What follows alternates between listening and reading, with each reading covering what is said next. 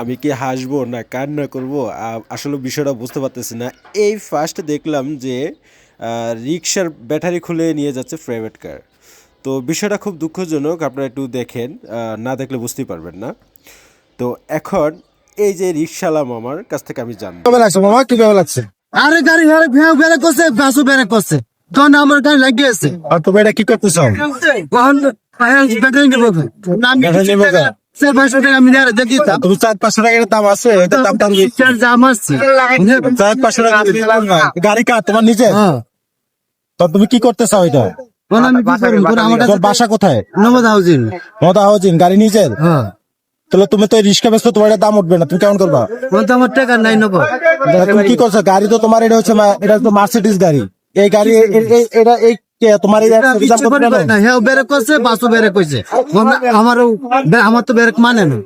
এখন কি করতেছে তোমার গাড়ি? ব্যাটারি নিতেছে, ব্যাটারি সিনে লাগিয়েছে। ওরা রিক্সা নিয়ে বের হলে মনে হয় যে প্লেন চালায়। তো বাকিটা দেখতে থাকেন, সামনে কি ঘটতেছে আমি সম্পূর্ণ ভিডিওটা দেখাবো আজকে। রাস্তায় গাড়ি চালালে মনে হয় প্লেন চালাও, এরকম একটা মনে হয়। তোমরা যে ব্যাটারি চালিত রিক্সা, তোমাদের ব্রেকও কিন্তু স্লো, তোমরা কিন্তু ওই কন্ট্রোল নিয়ে তোমরা গাড়ি চালাও না। তোমাদের সমস্যাটা কি বলো? তোমরা যে এই যে গাড়িটা যে মারছো, এখন তো এটা তুমি সমাধান কিভাবে দিবা?